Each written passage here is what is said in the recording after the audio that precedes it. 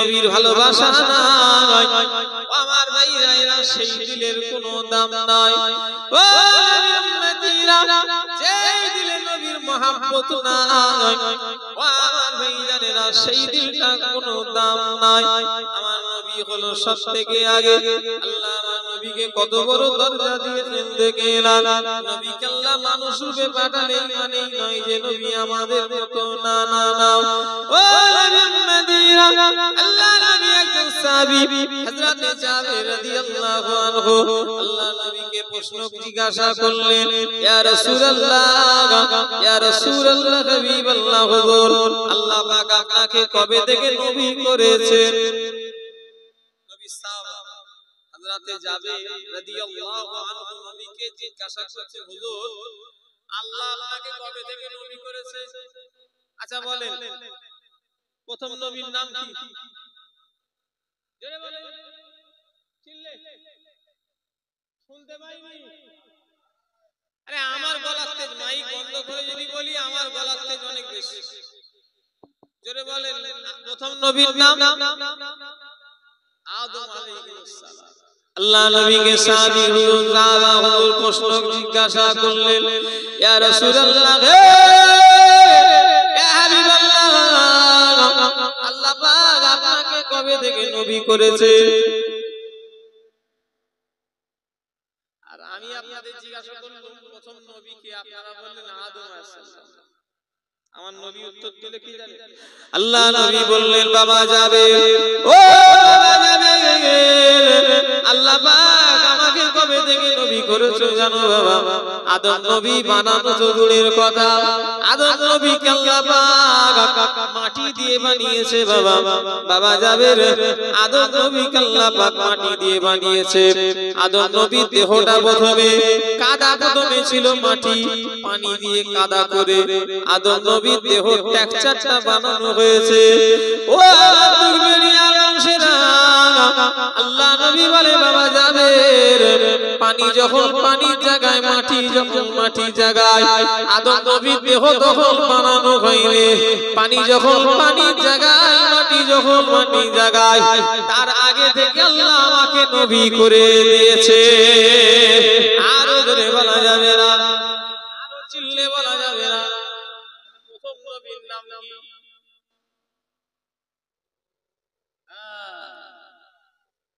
প্রথম নবীর নাম কি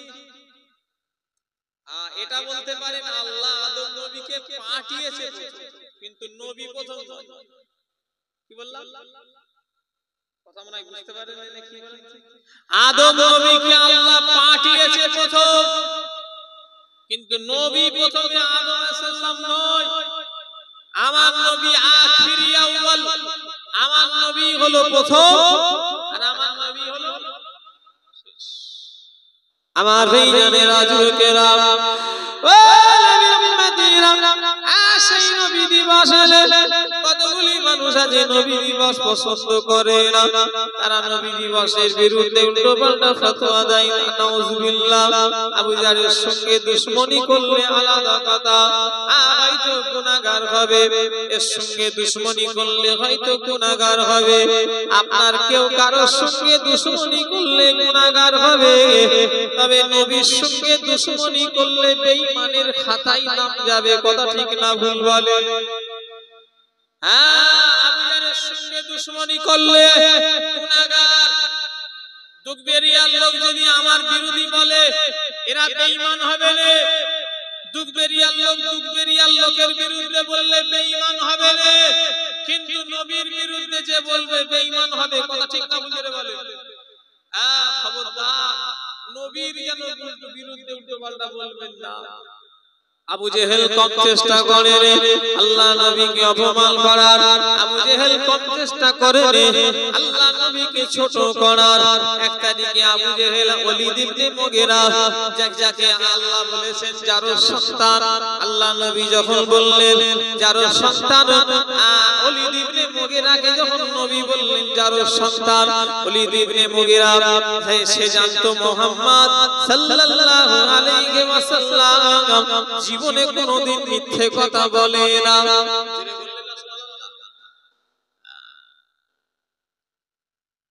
ওলীদ ইবনে মুগীরাকে জারুর সন্তান যখন বলা হলো, ওলীদ ইবনে মুগীরা ওর মায়ের কাছে গেল, আল্লাহ জানালেন, আল্লাহ বললেন ওলীদ ইবনে মুগীরা হলো জারুর সন্তান। আমার কথা বুঝতে পারছেন না? আল্লাহ জানিয়ে দিয়েছে। কে জানিয়েছে? গায়েবের খবর কে জানে? একটু কথা বলে না দেখছি। আল্লাহ জানে, আর আল্লাহ আমার নবীকে জানায়। কথা বলে। আল্লাহ কাকে জানায়? নবীকে জানায়।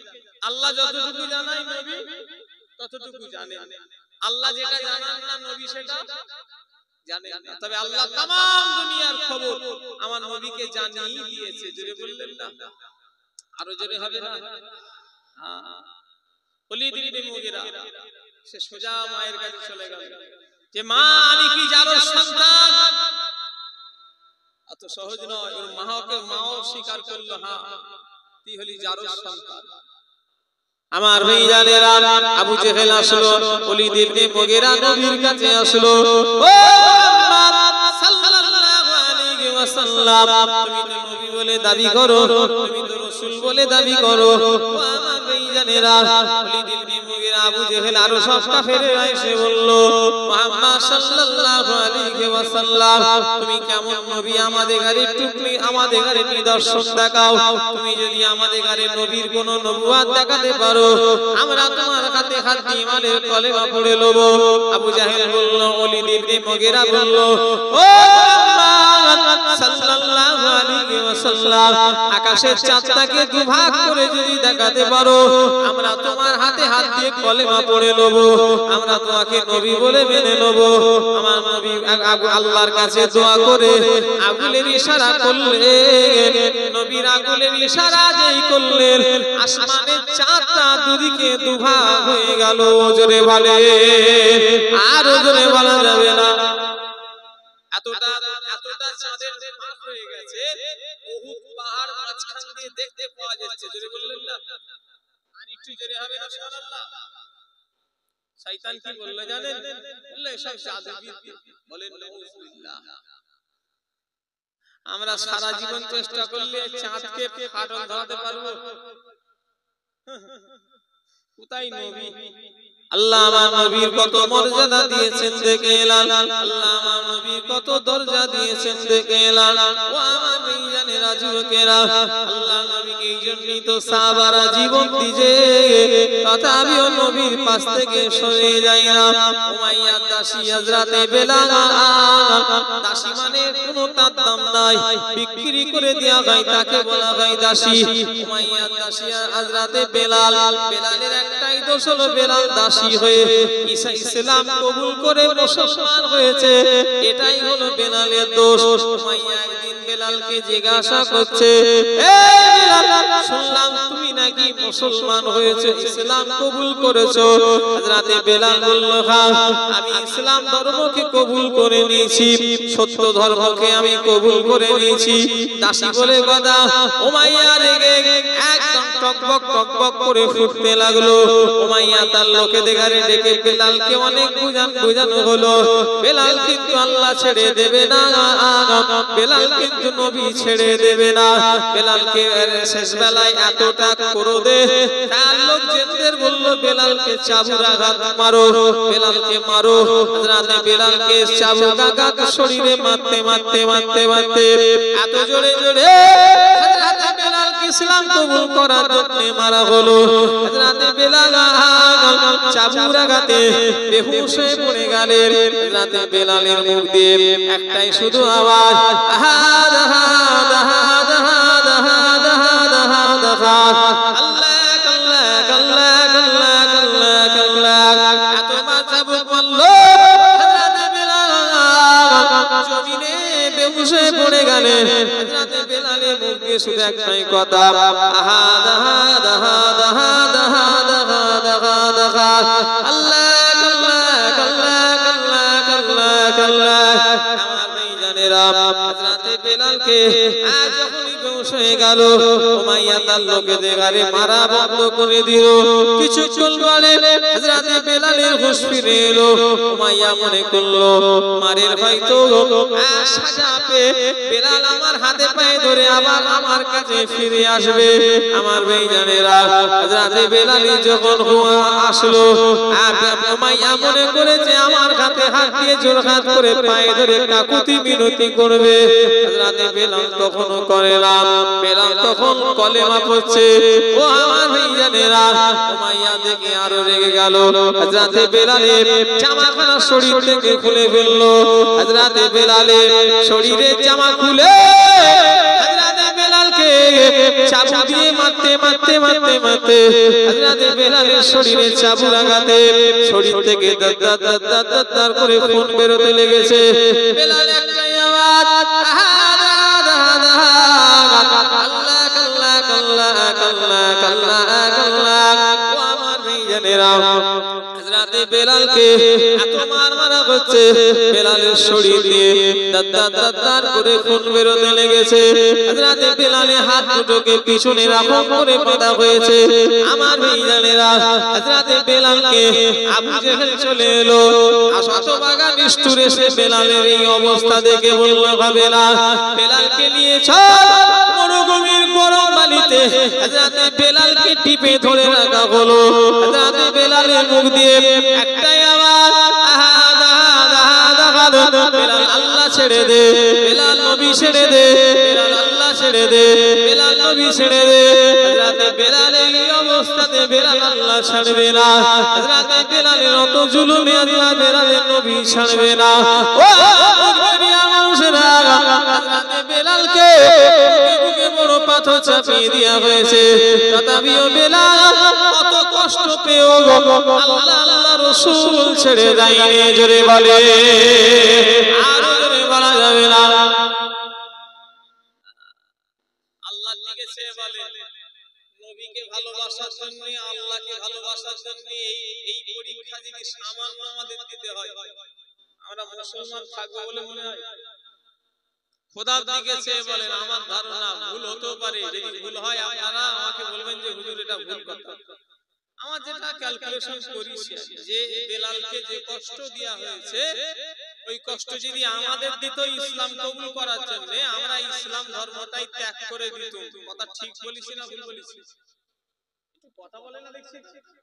ওই কষ্ট যদি আমাদের দেয়া হয়, আমাকে বলেন আর আপনাকে বলেন যে মুসলমান ধর্ম গ্রহণ করলে ওই রকম শাস্তি পেতে হয়, আচ্ছা আমরা ওই ধর্মটাই থাকতাম বলে মনে হচ্ছে? কথা বলে না দেখছি। আমার তো মনে হয় থাকতাম। হযরত বেলালের ঈমান, আল্লাহ নবী ওই জন্যই তো বলেছিলেন, হে বেলাল, ও বাবা বেলাল, সেদিনে মেরাজে গিয়েছিলাম বাবা বেলাল, আল্লাহ আমাকে জান্নাত দেখালো বাবা বেলাল। বাবা বেলাল রে, জান্নাতের ভিতরে বাবা বেলাল তোমার পায়ের আওয়াজ আমি পেয়েছি। জোরে বলে, আরো জোরে বলা যাবে না। এই আই ছেড়ে দেব না বলবো? 12টা বেজে যাচ্ছে, কি হয় বলে তো দেখি। আমাকে তো যে টাইম দিয়েছে সেটা পার করে কোথায় চলে গেছে। আই একটু বলি নাকি? দেখেন আপনাদের অসুবিধা হচ্ছে না তো? ঘুম পাচ্ছে না তো? দেখ দেখ দেখ একবার দরুদ শরীফ, আল্লাহুম্মা সাল্লি আলা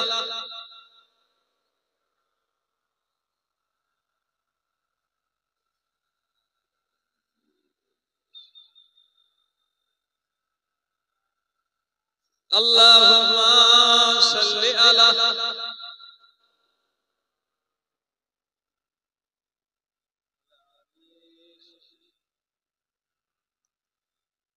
যাও গো সবাই বলে দাও, বলো গো পুষ্পতে সাজা যাও।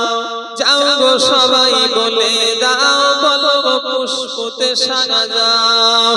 চারিদিকে দাও যে সোনা, কামলিতে ওই ডাকায় আমার প্রিয় মুহাম্মদ। ও গো কামলিতে ওই ডাকায় আমার প্রিয় মুহাম্মদ। আল্লাহুম্মা সাল্লি আলা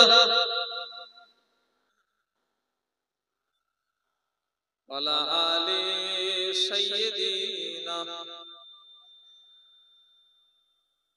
আমার তো 10 বছর হয়ে গেল, আর ওয়াজ শুনতে তোমাদের ভালো লাগে? অবশ্যই। আমার এখানে আসা 9-10 বছর হচ্ছে, দিন পানির মতো যায়।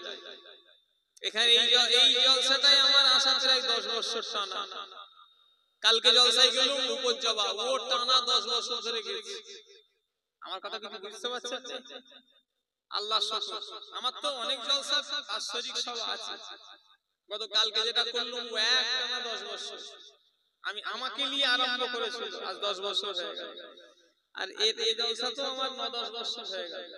আল্লাহ শুকরিয়া। আমি আসি এতে আপনারা বেজায় না খুশি? কারা কারা বা খুশি হন একটু হাত তোলে। আর আসা যাবে।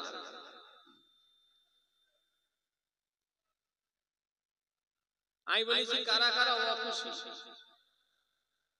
শোনা যায় না? আচ্ছা, অনেকজন শুনতে পেয়েছেন আপনারা? ও, বুঝতে পারবেন। দুগবেরিয়া জলসা লকডাউনে ছেলেরা বলল ভাইজান করবনি জলসা। এই জলসা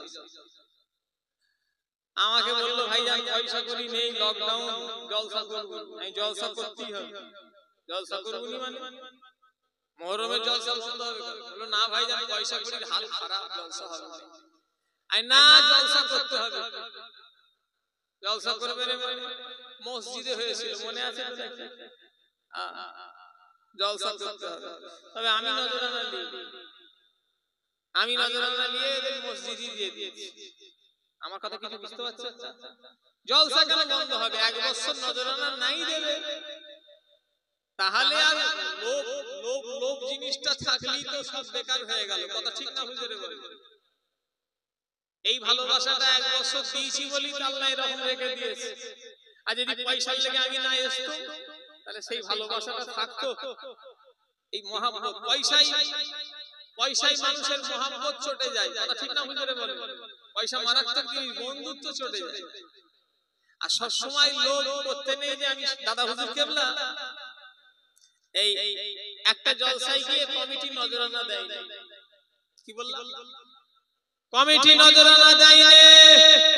মুজাদ্দিদুল জামান সুজা চলে যাচ্ছে, সাথের লোক বলছে হুজুর আপনাকে নজরানা দিলুনি। বলল বাবা এই আমি যে আজকে জলসায় নজরানা পাবনি, আমি দুনিয়ায় আসার আগে আল্লাহ আমার কপালে লিখে রেখেছে। জোরে বললেন না সুবহানাল্লাহ? অত সহজ। লোভ থাকলে, পয়সার লোভ থাকলে আল্লাহ ওয়ালা হওয়া অত সহজ নয়। যত পীরানে তরিকত তিনারা দেখবেন তিনাদের ভিতরে পয়সার লোভ লালসা ছিল না।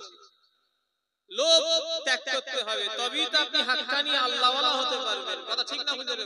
টাকার দরকার আছে ভাই, তবে লোভ আলাদা, টাকা আলাদা। আমার দুটো ছেলে আছে, কালকে ওষুধের দোকানদার বিল পাঠালো, দুটো ছেলে দুধ কিনলো, কিনলো ওষুধ কিনলো 6070 টাকা। আমি হজ থেকে এসেছি, এই 2 মাসও হয়নি, হিসাব করলাম 2 লাখ প্রায় 20-30 হাজার টাকা খরচা হয়ে গেছে আমার। এই হজ থেকে এসেছি, ফরজ হজ থেকে এসে দেখলে হিসাব করলাম 2 লাখ কত হাজার টাকা আমার খরচা হয়ে গেছে। আচ্ছা বলেন আমার টাকার দরকার নেই? কথা বলেন। টাকার দরকার আছে, তবে টাকা আলাদা আর লোভ আলাদা। আল্লাহ মাফ করে। আল্লাহ ওয়ালা মানুষ যারা হবে তাদের ভিতরে লোভ ছিল না, কিন্তু আল্লাহ ব্যবস্থা করে দিতেন। আমার বর্ষে আজাদ ওনাকে আল্লাহ দিতেন। এক একদিন বসে বসে আমরা যা খেটে কামাতে পারবো, চিল্লে হেঁটে জলসা করে কত পাবো, আল্লাহ বর্ষে আজাদকে বসে থাকতে এমনি লোক দিয়ে দিত। কথা ঠিক না হুজুরে বলেন? আপনারা তো দেখেছেন খানকায় এসে লোক হাতে টাকা দিয়ে দিত। ওই জন্য আল্লাহর হয়ে যাও, আল্লাহ আপনার হয়ে যাবে। ছোট হুজুর কেবল আমার দাদু জান কথা বলেন না। 1 তারিখে আমার বর্ষা আজাদ কালিমুল্লাহ সিদ্দিকী রাহমাতুল্লাহ আলাইহি বাজারের একটা ব্যাগ নিয়ে ছোট হুজুর কেবলা মসজিদে বসে আছে, আসছে। ব্যাগটা হলো খালি, কোনো কিছুই না। আমার ভাইজানেরা বর্ষা ছোট হুজুর কেবলাকে বলছে আব্বা মায়েরা পাঠালেন, ঘরে কোনো চাল ডাল নেই, তরকারি নাই, কিছুই রান্না হয়নি, সব ছোট ছোট ভাই বোনেরা খাবার লেগে কাঁদছে। আমাদের এরকম অভাব কারোর পড়েছে? একটু কথা বলতে হবে যে আমাদের হাত দুটো জোগাড় করার, ডাল ভাত জোগাড় করার আল্লাহ ক্ষমতা দিয়েছে না দেয়নি? কিন্তু ছোট হুজুর কেবলার বাড়িতে এমনও দিন গেছে কিচ্ছু বাড়িতে নেই। ছোট হুজুর কেবলা দুটো পকেট উল্টে বললেন, ও বাবা কালিমুল্লাহ, তোমার মায়েদের ঘরে গিয়ে বলো জুলফিকারের কাছে কোনো কানা কড়ি টাকা নেই। ছেলে খেলানো। কালিমুল্লাহ হুজুরকে যখন বলল যে আব্বা মায়েরা পাঠালেন চাল ডাল ঘরে নেই, ছোট হুজুর কেবলা দুটো পকেটকে রকম করে উল্টে দিয়ে বললেন, বাবা কালিমুল্লাহ, আমি জুলফিকারের কাছে কোনো কানা কড়ি টাকা নেই বাবা, মায়েদের গিয়ে বলো আল্লাহ দিলে খাওয়া হবে, না হলে খাওয়া হবে না।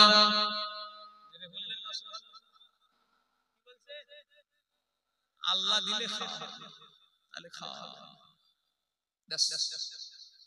চলে গেল।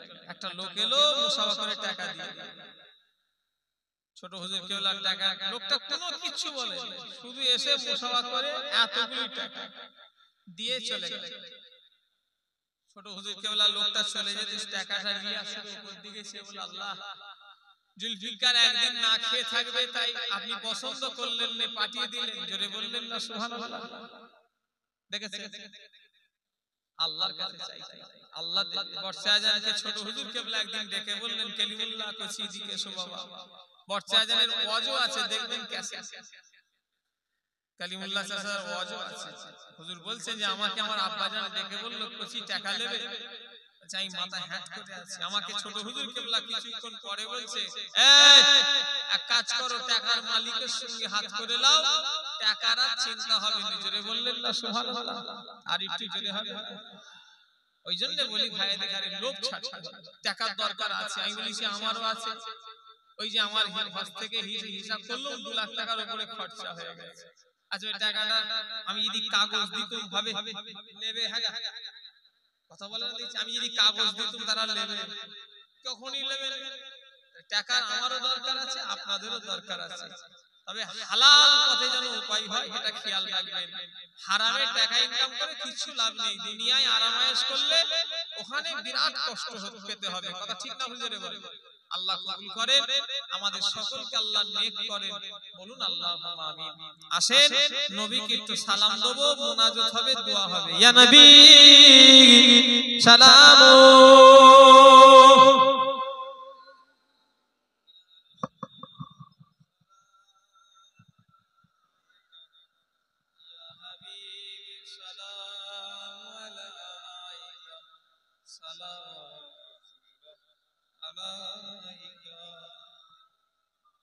आप सुल्ताने मदीना महबूबे वही ओ सकीना नूर से मामू रसीना मिस्क से बेहतर पसीना या नबी सलामो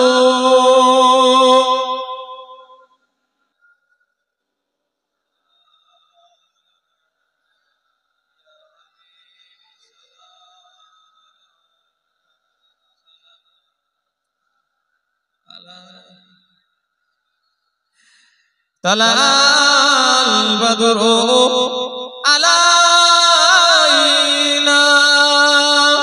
मिन सनियातिल बिदाई वाजबा शुक्रो ओ अलाइना मदा लिल्लाह आहिदाई या नबी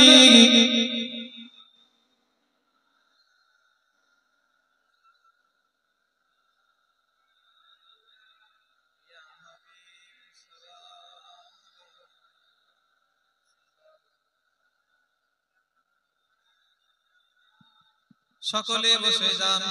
তোমাদের এবারে মাইকটা চেঞ্জ করেছো নাকি? এই তোমরা মাইক এবারে চেঞ্জ করেছো? এবারে সুন্দর মাইক করেছো। এত সুন্দর মাইক তো দুবারিয়ায় হয়নি, এত ভালো ভালো চেঞ্জ করেছো নাকি? তোমাদের মাইক কি করে? তোমরা কি মেশিন চেঞ্জ করেছো? আরে এবারে ভালোবাসছো তো দেখছি। আর এ লোক যদি নিরালাই পাই কি ঘুম ঘুমাবে? আর সে তো জানি পাগল হলো তাই আওয়াজ তো শুনতে পায়। এ লোক যদি নিরালা ঘরে দেয়া হয় কদিন ঘুমাবে আল্লাহই জানে। এই চিল্লানিতে যদি ঘুম আসে, আমাদের হলে জীবনে ঘুম আসবে। আমি না মাইক চললে আমার নামাজ গন্ডগোল হয়ে যায়। আপনাদের কারোর